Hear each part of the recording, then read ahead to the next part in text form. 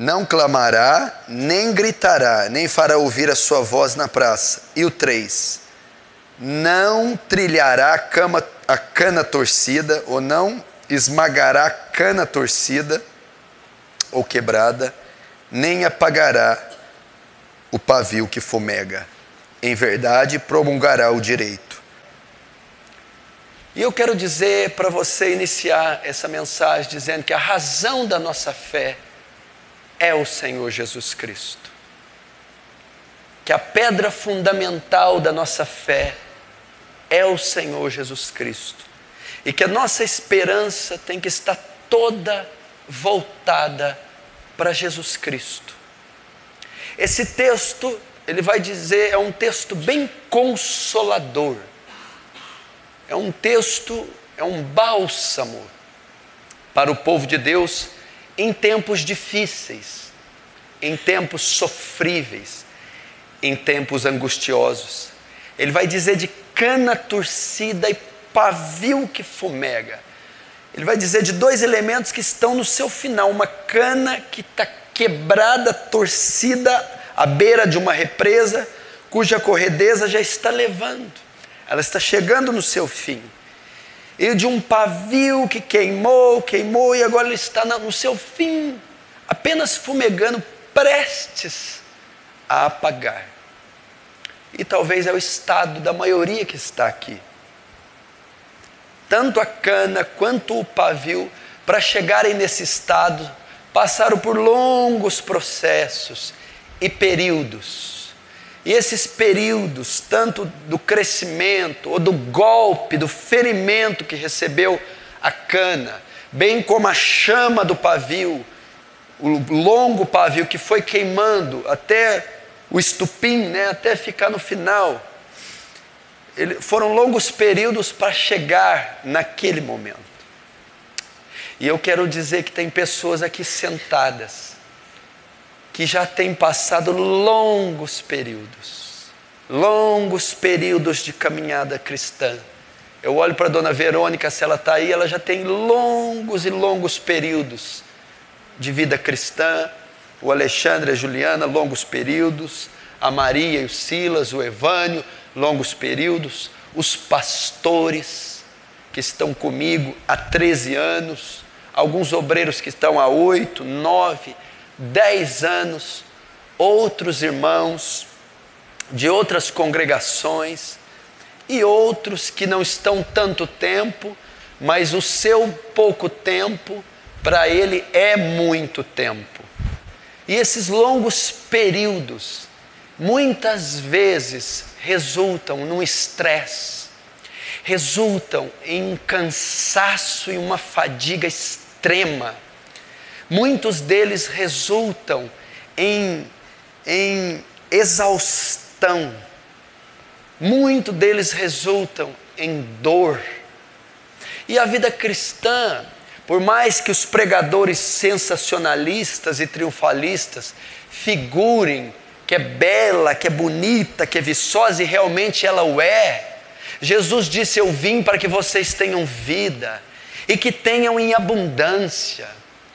Em mim, na minha presença, a plenitude de vida, há delícias, há riquezas, disse Jesus.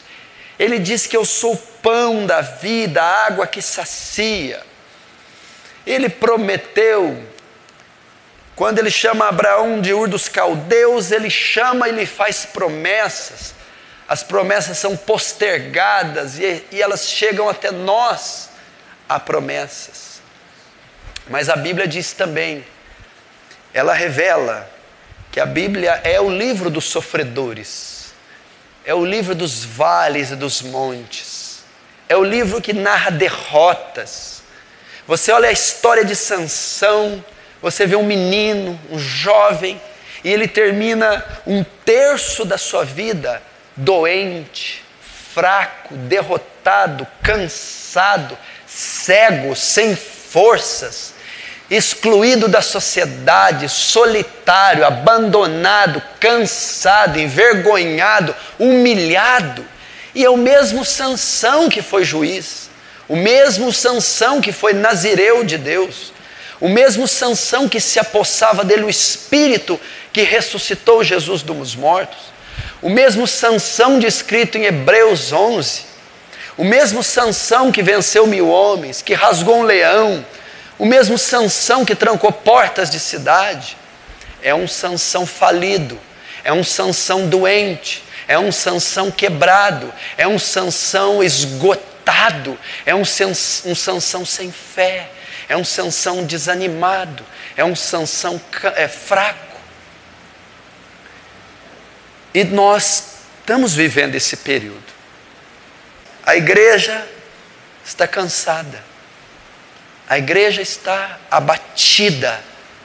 Vocês que comungam de uma fé salvífica, que comungam de uma fé verdadeira, que amam um Deus de verdade, vocês que trabalham para que as vidas de orações não cessem, vocês que trabalham para estudar as Escrituras, vocês que acordam e dormem dia após dia tentando obedecer a Deus, sendo fiéis às Escrituras, correndo do pecado, resistindo Satanás, vocês que vivem uma vida cristã genuína, vocês estão cansados, vocês estão abatidos, vocês estão exaustos.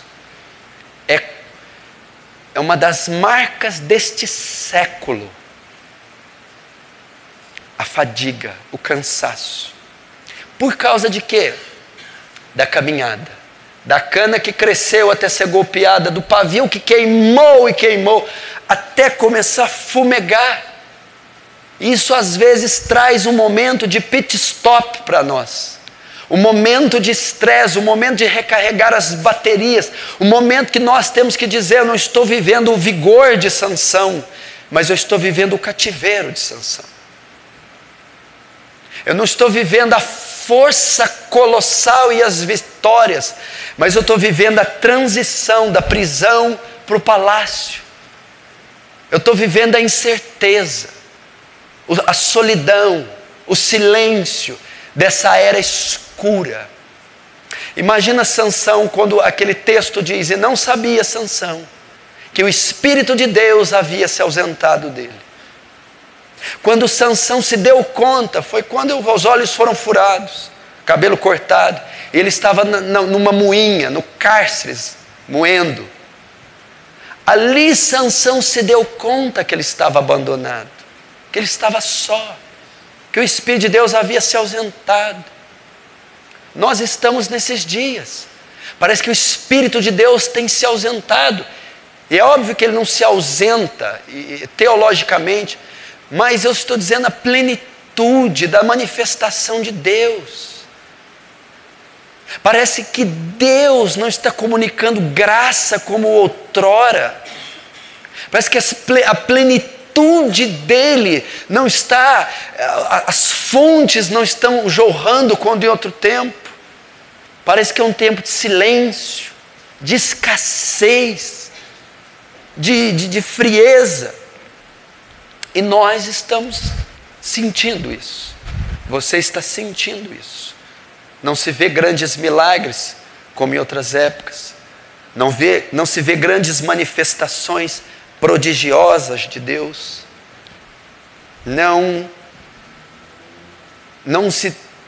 Ultimamente não se tem muita razão para festejar ou para se alegrar.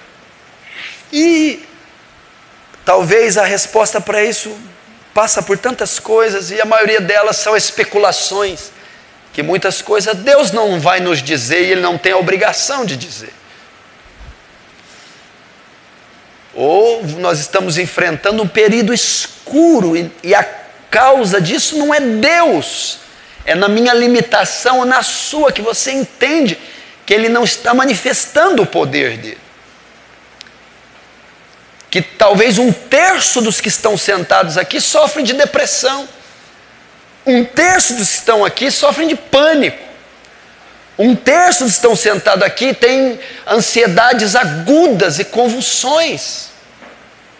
1/3 do que estão aqui tem problemas sociais, conjugais, que fazem do problema o pilar da sua vida, o Deus da sua vida, o centro da sua vida é a solução de problema atrás de problema, seja um específico, seja a maioria. E talvez esses problemas, bem como os nossos pecados, sejam a causa de Deus não estar derramando o poder dele. Deve ter um porquê.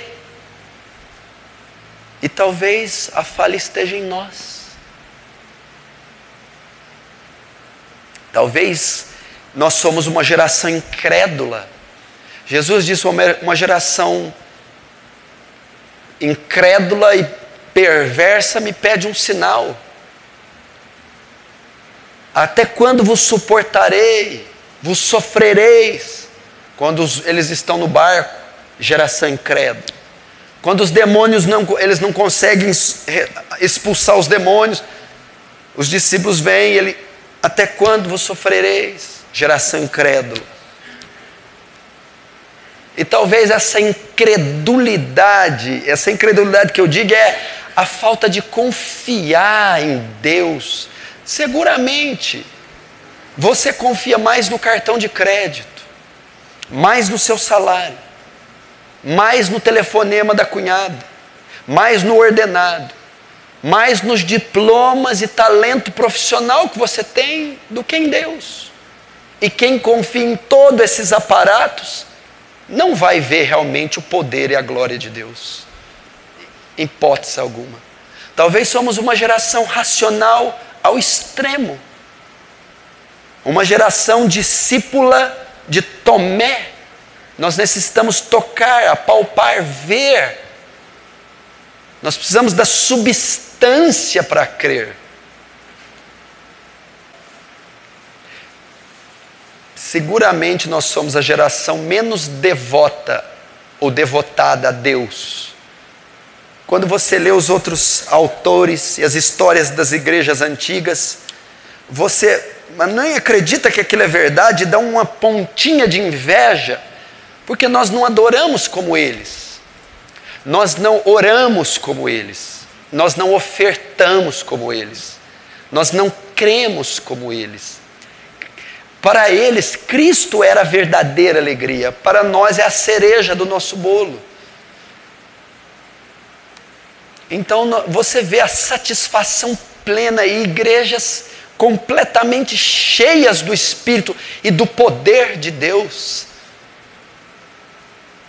porque devotavam a Deus, eram devotas, pias, sacras, fervorosas, entregues. Nós somos uma igreja emergente, imediatista, virtual, eletrônica, uma igreja religiosa, mas não somos o corpo místico, ligado pelas juntas, pelo auxílio de juntas. Não somos aquele corpo que passa um sangue fervendo, o sangue de Cristo. Corpo vivo, ligado na cabeça, conectado com o céu. E talvez todas essas credenciais nos dão o título de ser fracos. Ou talvez outra coisa.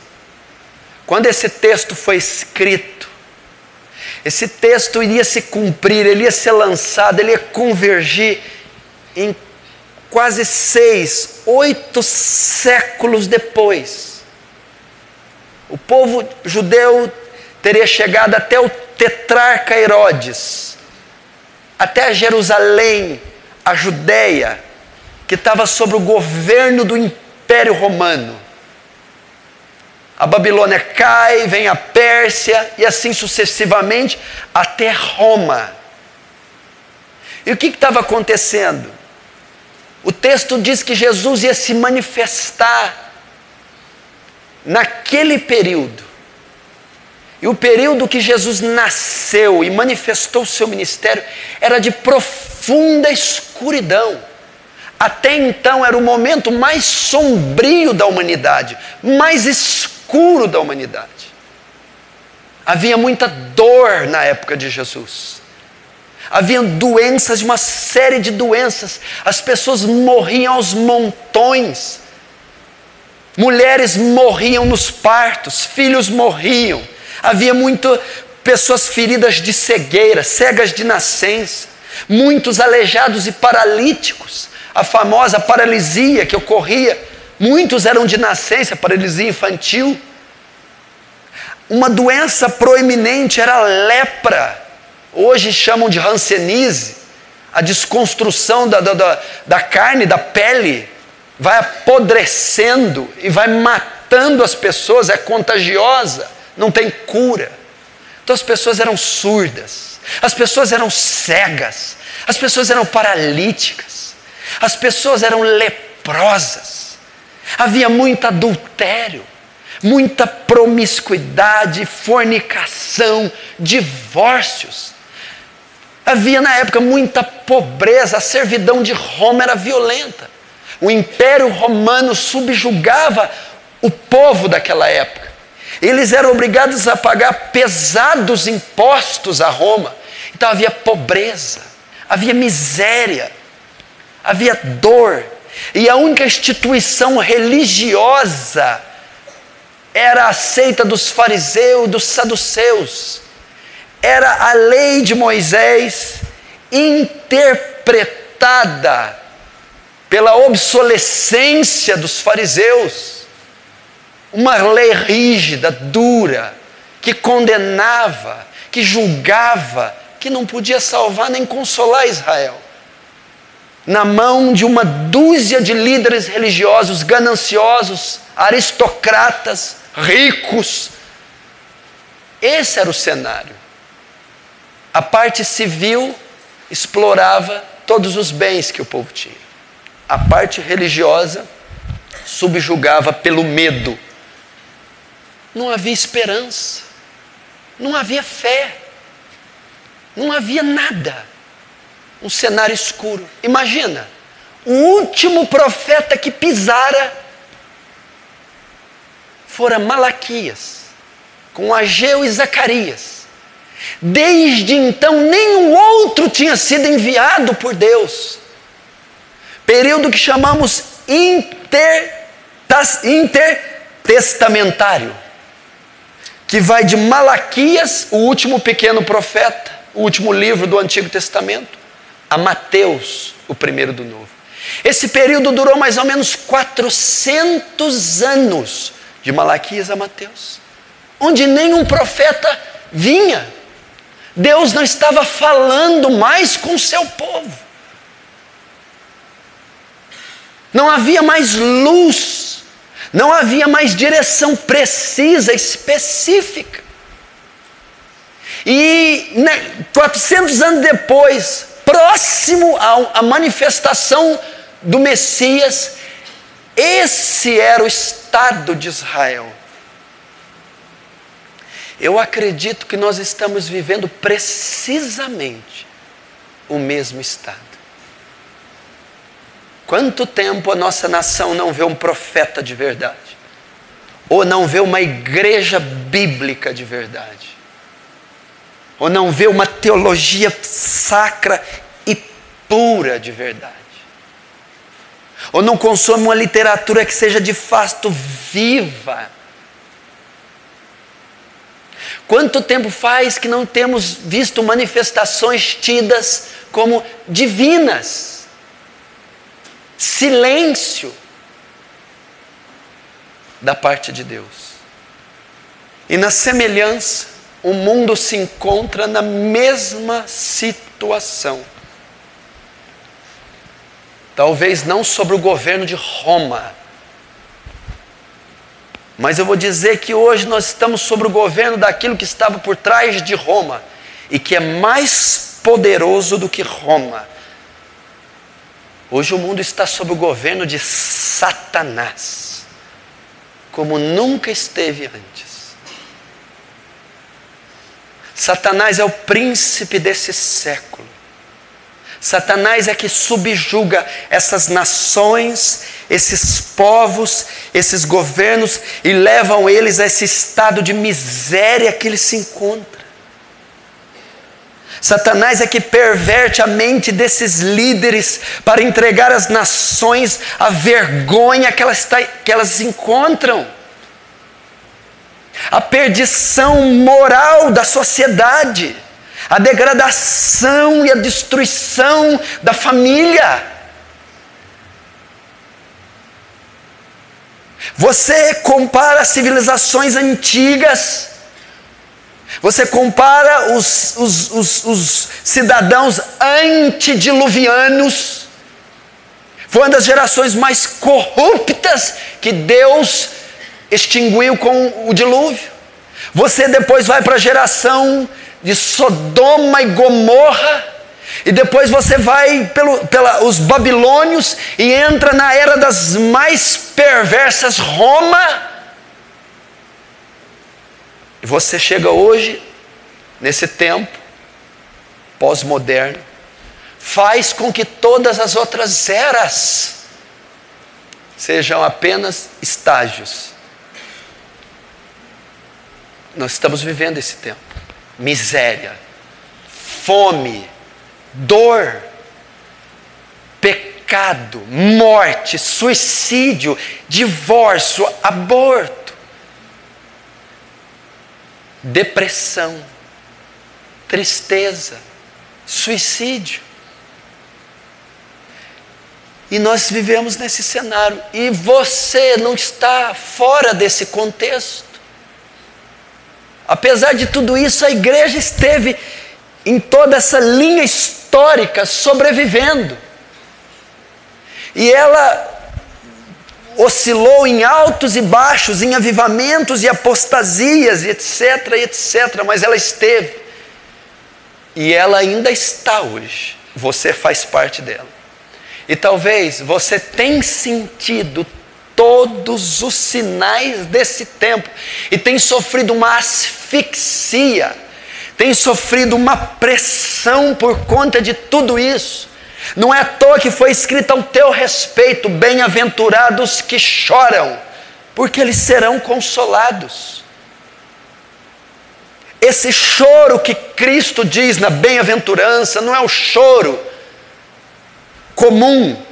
Bem-aventurado aqueles que, por causa da pecaminosidade que está em volta, por causa da injustiça e dos flagelos que consomem essa sociedade, não suportam conviver nessa esfera corrupta e choram.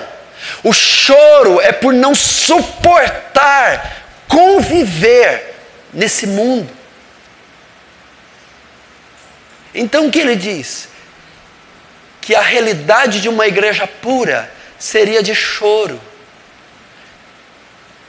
seria ela seria hostilizada, fragilizada, atacada, golpeada, pressionada, vilipendiada, massacrada, caluniada, perseguida, cansada.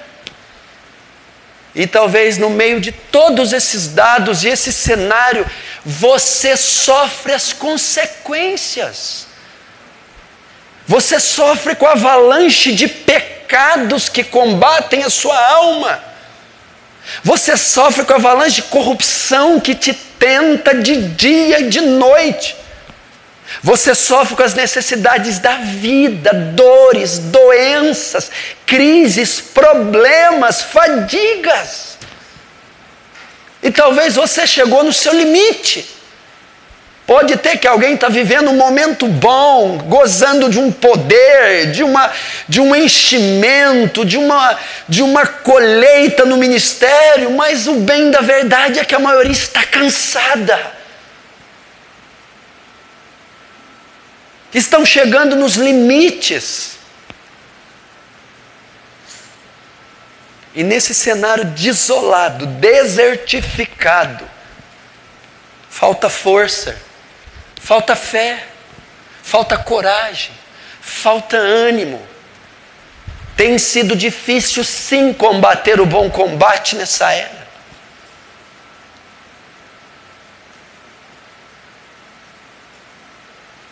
Ou talvez, uma coisa que me deixa muito triste, é que o inimigo sabe como lutar conosco.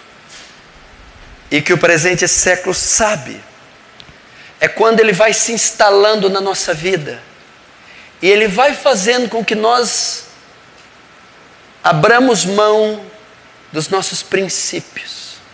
E um a um eles vão sendo deixados. Princípios com os olhos, princípios com o dinheiro, princípios com o coração, princípios com a ética, princípios com a fé. Vamos abandonando princípios. Aquilo que era pecado outrora, agora já não é tão assim. Aquilo que era grave, enfim, a guarda vai sendo baixada, o padrão vai sendo baixado. Pouco a pouco o inimigo vai drenando nossa força, vai minguando a nossa fé, e nós vamos nos descaracterizando. Homens fortes, poderosos em oração, fiéis às escrituras, santos, mentes guardadas, retos em seus trabalhos, mulheres puras, recatadas, poderosas, vão começando a deixar a vaidade entrar, o mundanismo, a tecnologia, os prazeres, vão tomando conta e vão deformando a imagem de Deus em você. Você já não é mais aquele homem robusto na oração. Já não é mais aquela mulher de jejuns. Já não é mais aquela pessoa piedosa, temerosa, que jamais cogitava certas coisas.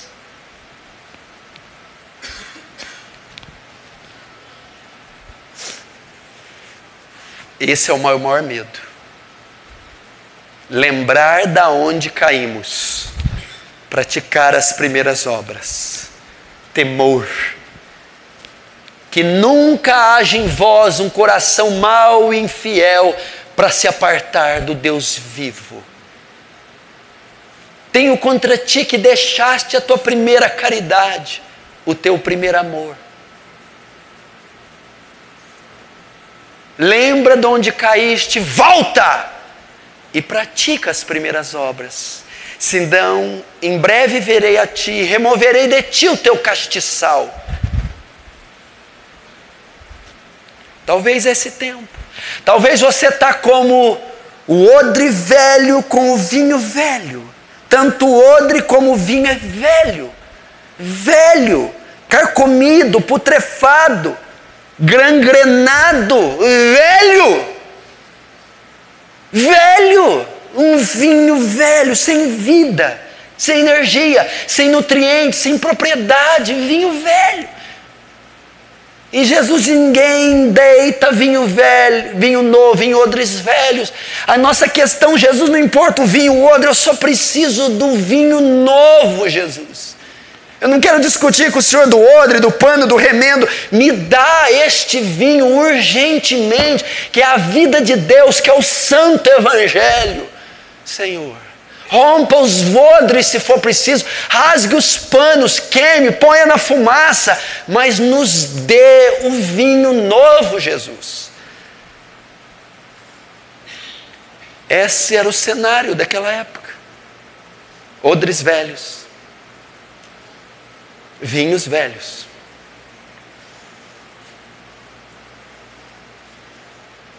A religião dos judeus, dos fariseus.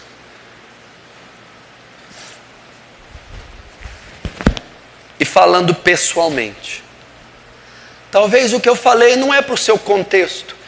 Nós estamos entre humildes, entre pessoas que têm uma fé simples e trabalham, são donas de casa, são pessoas felizes, mas não entram num contexto tão amplo e profundo.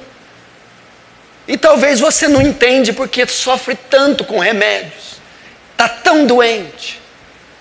Talvez você não entende, meu homem que está aqui, pai, profissional, porque você é tão nervoso.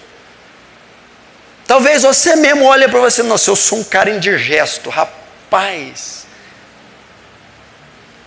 E você vive nessa amargura, nessa indigestão, nessa ira, tentando se encontrar aqui e acolá. E o tempo está passando e você está percebendo que você não está se encontrando naquele emprego, nem naquele outro, nem naquela profissão, nem com aquele diploma, nem com aquele financiamento, nem nada disso. Está te deixando mais rancoroso, ressentido.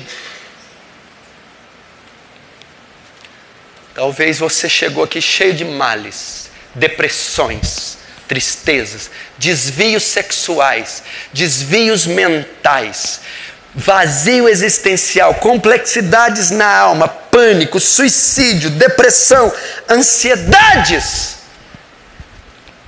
enigmas da sua alma que doutor, psicólogo, pastor, ninguém resolve. Culto após culto doente, culto após culto em pecado, culto após culto em crise. Cultos, fé e Bíblia passou a ser mera encenação. Simplesmente não acontece, não funciona. Não tem demônio que sai, não tem cura que entra, não tem dor que passa, não tem poder que vem, não tem alma que converte, não tem. E você segue nessa escuridão, nesse horror desse século.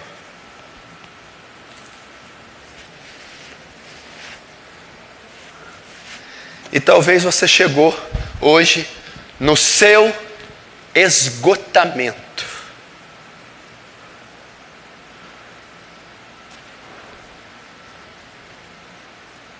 Jesus chegou nesse cenário.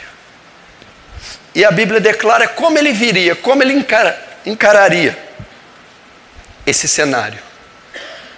Como Jesus entraria nesse período?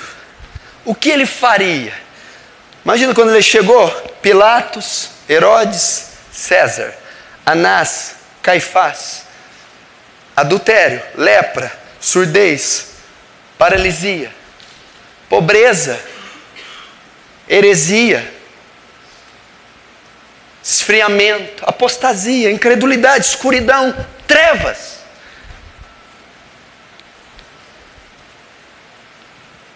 A Bíblia diz que na região da sombra da morte, a luz raiou. Presta atenção. A Bíblia diz que ele viria. E ele encontraria um cenário como se ele entrasse num canavial.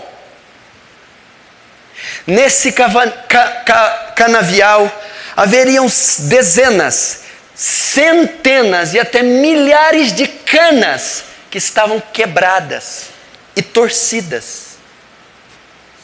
Milhares delas estavam quebradas, torcidas, apenas ligadas pela casca. Algumas estavam perto de barragens, nascentes e riachos, e os rios quase levando essas canas. Essas canas quebradas eram o povo de Israel. Pessoas doentes, destruídas, quase mortas, só sendo seguradas pela pele. Talvez é a sua vida, você está aqui hoje como uma cana quebrada, surrada, esgotada, torcida, e tem uma torrente quase te levando. Talvez você chegou no seu limite e tem vontade de rasgar essa camisa e dizer: eu vou morrer, minha ferida não admite cura, meu casamento nunca muda, o pecado nunca sai, eu nunca deixo de ser uma vergonha. E você está lá. O que vão te exigir mais? O que você pode dar? Você já não tem uma gota de fé, uma gota de força, uma gota de nada. Está no seu limite. Quando Jesus chega e vê aquele canavial e vê centenas nesse estado, torcidas, trilhadas, quebradas. jogadas no chão, sem qualquer valor próprio, sem qualquer força, sem qualquer identidade, perdidas. Talvez as lutas da vida, a caminhada cristã, o século atual, o diabo, o pecado, as frustrações, seja o que for, torceu você. A opressão de Roma, os pesados impostos, a lei dos fariseus, o próprio pecado, as enfermidades, fustigaram aquela geração.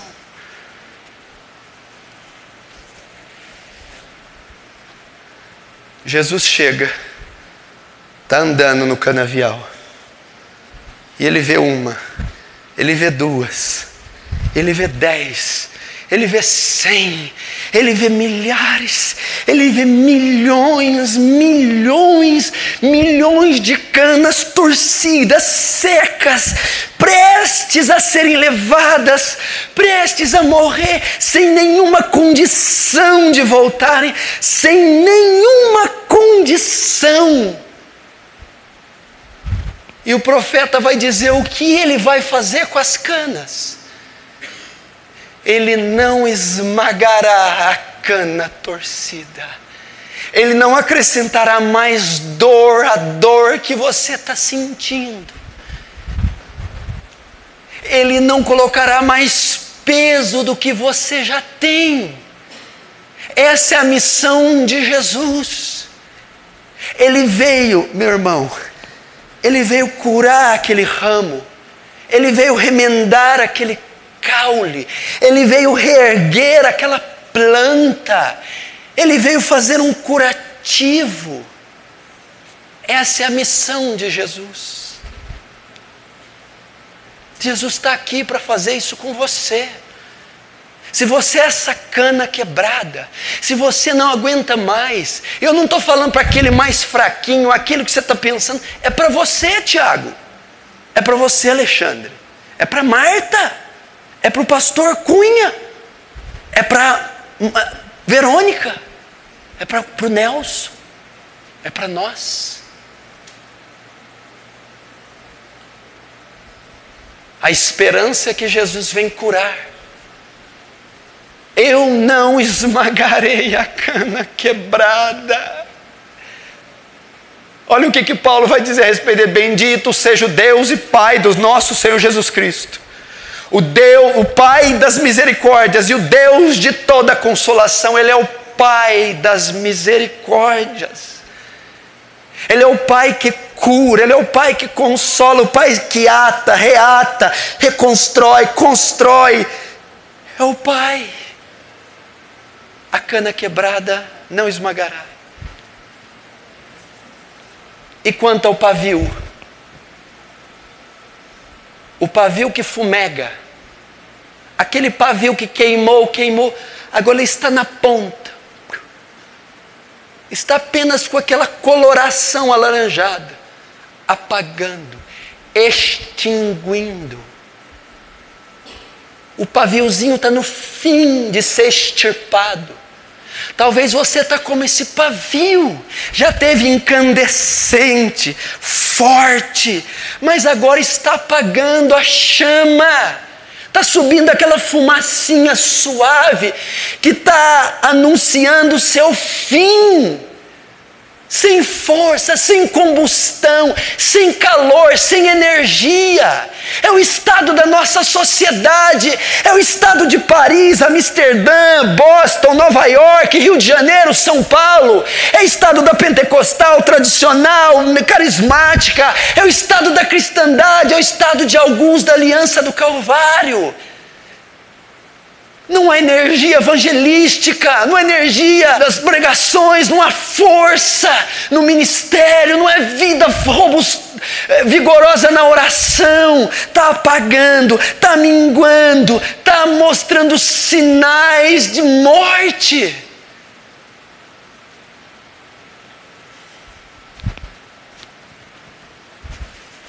E o Messias vai chegar nesse cenário. Porque veja bem, o cenário foi colocado para a vinda dele. Estava desse jeito.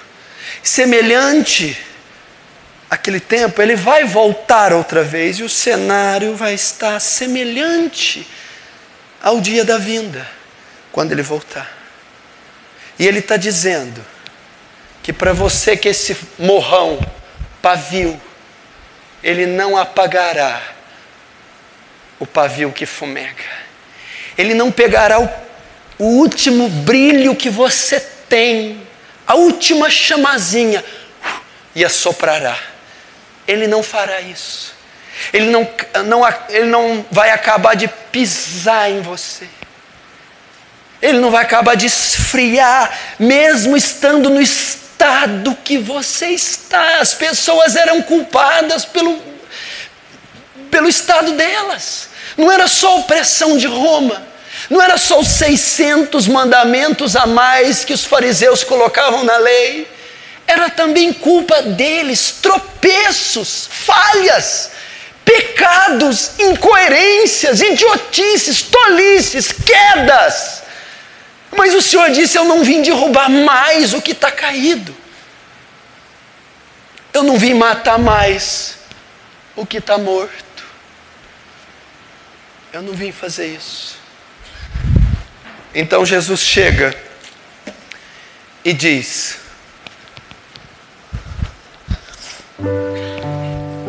eu não apagarei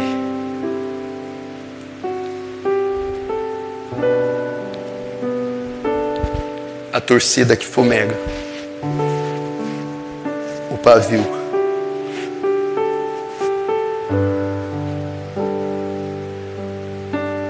Ele ia aquecer aquela chama.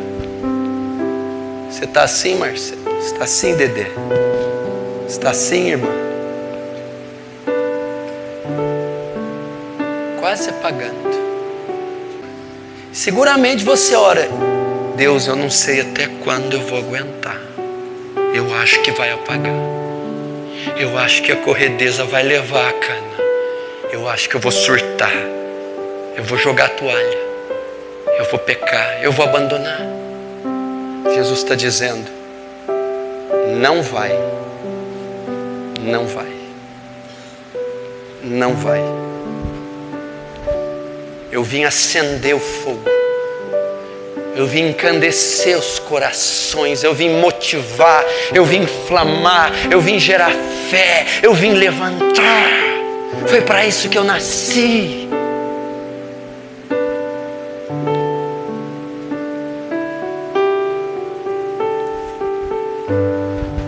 E ele vai dizer assim: não clamará, nem gritará, nem fará ouvir a sua voz na praça. Ele fará isso gentilmente. Ele é um cavalheiro. Ele não obrigará ninguém a servi-lo. Não clamará, não gritará, nem fará ouvir a voz nas praças.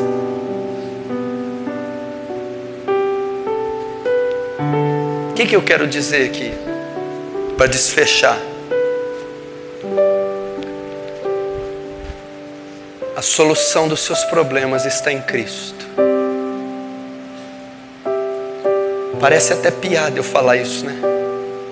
Para um monte de crentes. Mas talvez eu sou levado a acreditar que a maioria se esqueceu de quem é o Senhor Jesus. Está tão perdido nas coisas, nas pessoas, nos ministérios, nos credos, nos versículos, nas teologias, nos projetos, que esqueceu que Ele é uma pessoa. Jesus é a cura para o teu mal. Eu vou dizer, se você ouviu essa mensagem até agora e disse: mas eu não vejo nada de diferente no que você está falando. Eu sei que é Jesus, mas por que o meu pavio ainda está se apagando? E por que a minha cana ainda está quebrada? Eu vou dizer por quê. Que essa promessa ainda não te alcançou e você não saiu, e você não voltou à plenitude. Por causa de Jeremias 2, verso 13. Eu vou ler. o meu povo fez duas maldades. A mim me deixaram o manancial de águas vivas e cavaram cisternas rotas que não retêm água. Veja bem, o seu problema é que você tem buscado a solução nas cisternas rotas. Está dizendo que ele é o manancial de águas vivas, que Israel deixou ele o manancial de águas vivas e cavou cisterna que tinha fendas, buracos. Essa cisterna não retinha água. Israel depositava água, vazava, e toda vez que Israel ia estar, estava com sede. Dando um exemplo, que eles deixaram o Deus vivo para adorar os ídolos. O Deus vivo era o manancial de águas vivas, e os ídolos eram as cisternas rotas.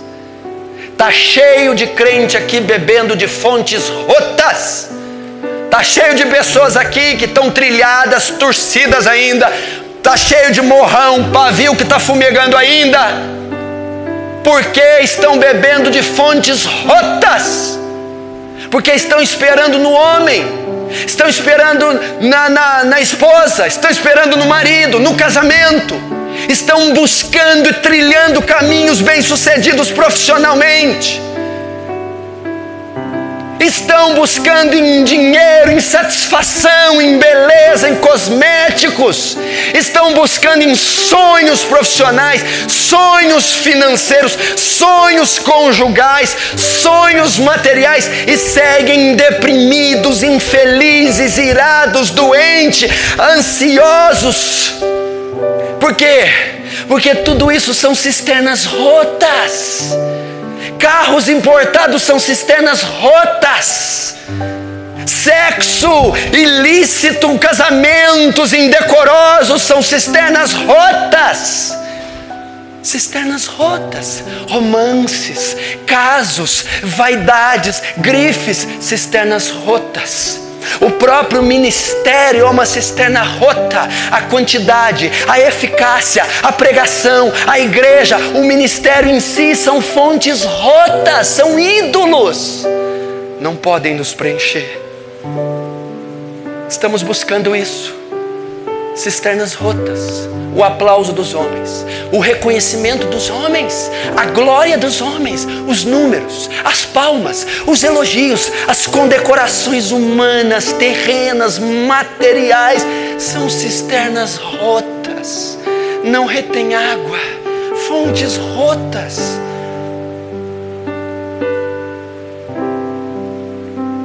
Então a cana segue quebrada, o pavio segue fumegando.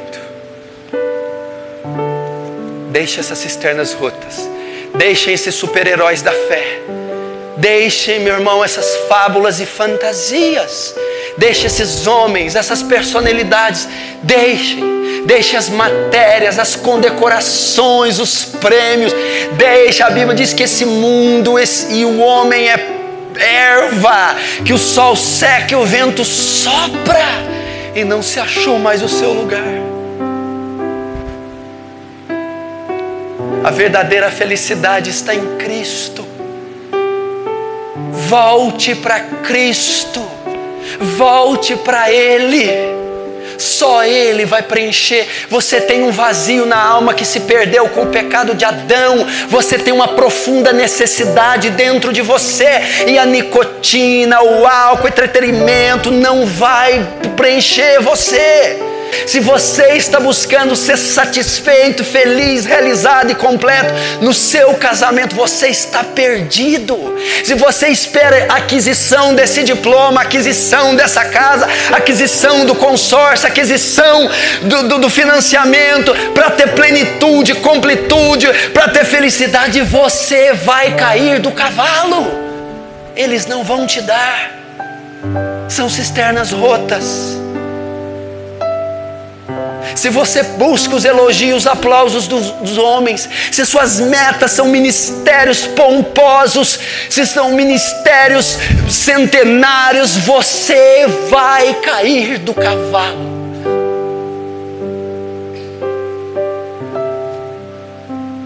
Volte para Cristo. olharam para ele e foram iluminados, e os seus rostos não serão confundidos. Olhando para ele, para o autor e consumador da fé. É Cristo que você precisa, é da pessoa de Cristo, é honrar a Cristo, é devotar uma vida piedosa a Cristo, é se preencher nele, se satisfazer nele, se realizar nele, se entregar a ele. Deixa as cisternas rotas, deixa essas migalhas, deixe esses planos sociais, volte-se a Cristo.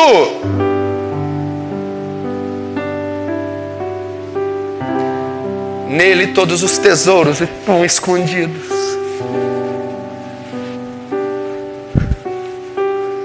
Deixe de desejar os altos galardões humanos. Cristo. Então, quando Ele vier, Ele não quebraria a cana torcida, nem apagaria o morrão que fumega, se você o recebesse na sua vida. Eu quero convidar você que está aqui, eu quero convidar você, pastor, obreiro, diácono, batizada há 1 mês, há 5, há 10, batizada há 2 anos, 15, 40. Eu quero dizer, há um Salvador, há um Deus que pode te dar paz. Talvez você briga com a tua mulher, fustiga ela, engana ela, oprime ela, porque você não tem Cristo de verdade no seu coração, porque você precisa dessas mesquinharias para se realizar, para se satisfazer, para se autoafirmar. Mas Cristo ainda não habita na sua vida, Cristo não preencheu o seu ser, Cristo não invadiu sua alma. Você precisa de Cristo, você precisa desse manancial de águas inesgotáveis.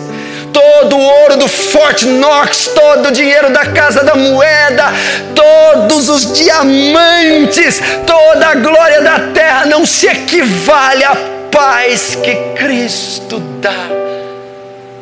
Olha o que ele diz em João 14: deixo-vos a minha paz vos dou, não vou-la dou como o mundo dá, não se atemorize. Credes em Deus e também em mim. Eu preciso dessa paz, eu preciso dessa paz, eu preciso dessa paz, e é Cristo que vai me dar. O Senhor Jesus, o meu Jesus, nascido da Virgem Maria. Isaías diz também: um menino nos nasceu, um filho se nos deu, e o principado está sobre os seus lombos, e o seu nome é maravilhoso, Conselheiro, Deus forte, Pai da eternidade e Príncipe da paz. Aleluia. Isso se cumpriu na Galileia dos judeus. Aleluia, aleluia.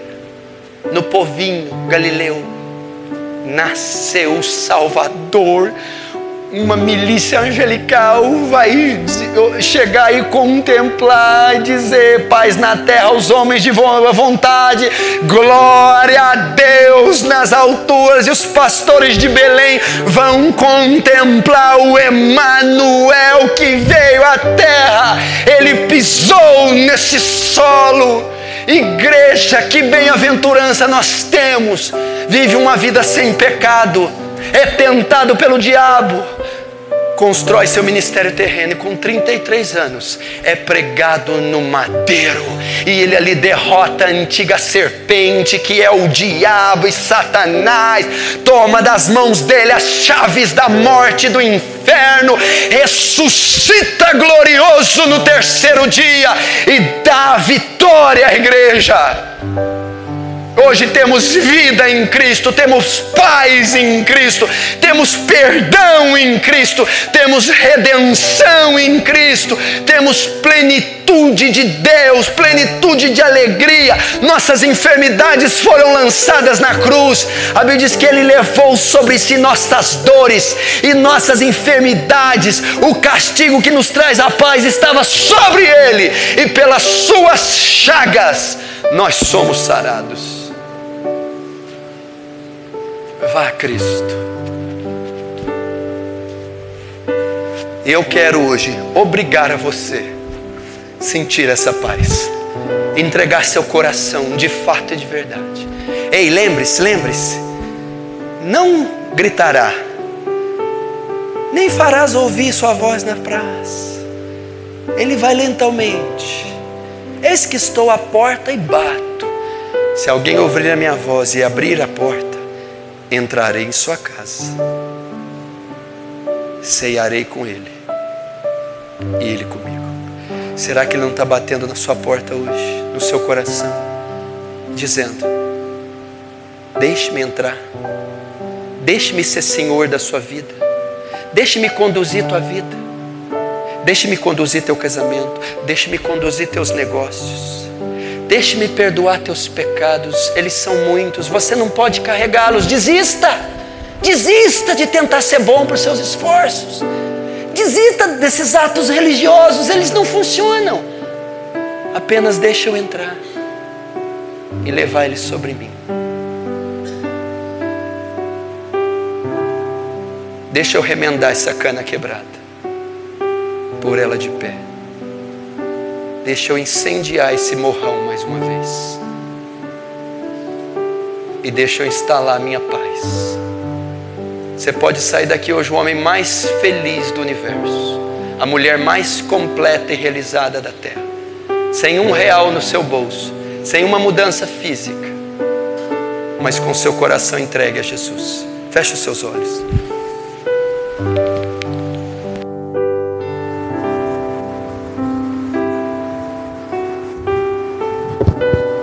Você acredita que Jesus está nesse lugar? Não é para fazer a oração protocolada, não. Ora como se Jesus estivesse do seu lado, na sua frente. Ore como se o calor dele se aproximasse de você. Veja ele como um pai, dizendo: filho, pode falar comigo, pode me pedir, pode confessar a mim seus pecados, filho. Pode apresentar a mim suas dores, meu filho.